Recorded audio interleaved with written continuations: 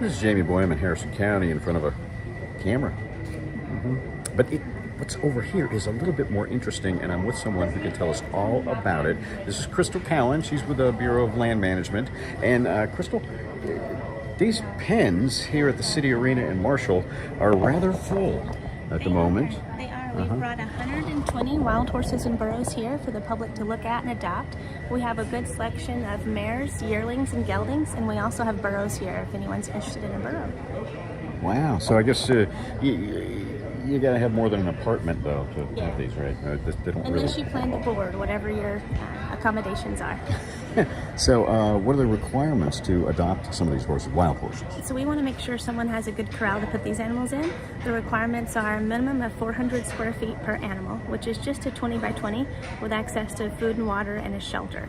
It needs to be 6 foot tall for an adult horse, 5 foot for yearling, and 4.5 for burro. Once the animal is gentled, the adopter may put the animal in whatever pasture they feel comfortable.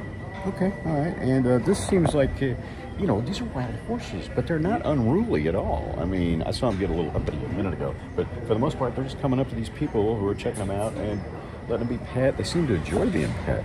They are, especially these yearlings. They're enjoying having scratches over there, and they're very friendly today. Is that typical?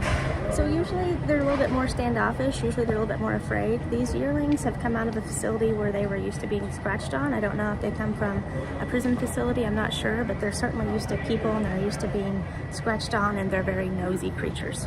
Okay, so maybe there's wild men out there who are actually scratchers, professional horse. Maybe so.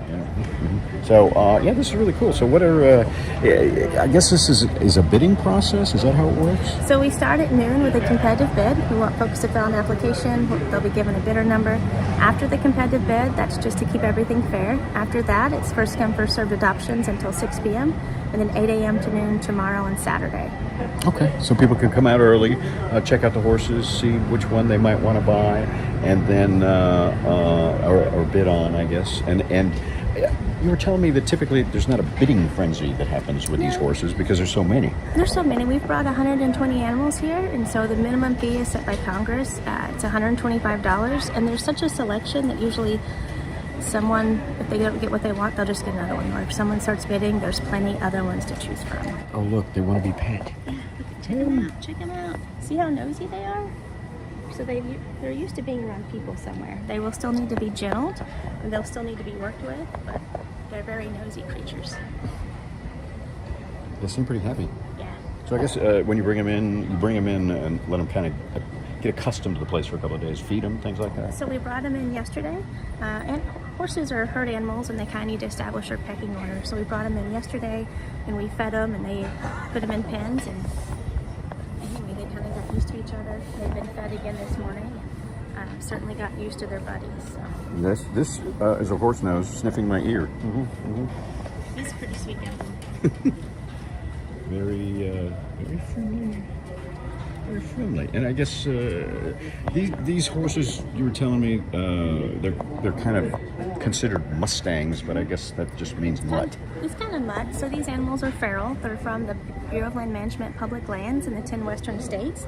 A lot of these animals come out of Nevada, and they're just feral, untrained horses that are roaming wild on the same herd management areas they were on before the wild horse and burro was enacted in 1971. So some people refer to them as Mustangs. It's kind of like the mutt of horses, but they're just feral. Okay, all right. And so what's the population situation as far as wild horses? It's overpopulated out west, so the animals are on the same lands they were on, but when the Wild Horse and Burro Act was enacted in 1971, most of those areas are desolate areas in Nevada, and so it's desert. There's a lack of water, there's a lack of rain, and there's a lack of forage. These animals would double in herd numbers every 4 years, and they would triple every 6 years if we did not do anything to control the numbers. We're overpopulated. We have room for 26,000, and we have around 88,000 out there now. Oh, wow. So you end up with a bunch of hungry horses, I guess. We certainly do. So there is a need for gathering, there is a need for controlling the numbers, and we gather off a certain number each year and offer them up to the public for adoption. Okay. All right. And I guess you haven't been here in a while to this arena. I've been here, I think it's probably been 10 years or so. But this is a very nice arena, the Marshall City Arena. They're very good to work with, and it's beautiful here. The tall pines, it's a pretty place. Yeah, and there's a whole lot of horse petting going on. You can see it over there on the other side.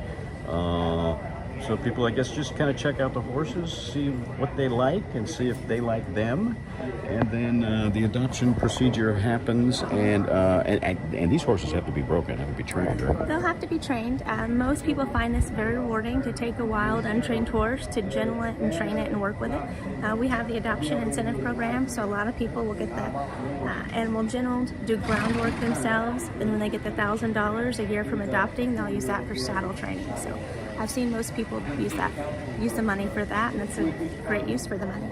Wow, okay, all right. And I guess a pretty successful program then. So far, so good. I hope more people show up today. We'll be doing first come, first served adoptions until 6 p.m. and then 8 a.m. to noon tomorrow on Saturday the 21st. So hopefully people come out. Nice. Excuse me, Saturday the 14th, I'm sorry. Yes, right. Yeah, this goes on today, Friday, and then of course Saturday, and you can come on out, check out the horses, and then bidding starts at noon, you said? Bidding starts today at noon for anyone who's interested, and that's just to make everything fair. So if two people get here and they want the same animal, they can bid against each other. Again, we have 120 animals, so we have plenty to choose from. Burros as well. We have burros as well. A lot of people use the burros for herd protection, for cattle, sheep, or goats, or whatever they may have. Okay, I see. All right. Well, there's one kind of foraging right here. Looking for a snack. So, well, that's pretty cool. Anything you'd like to add?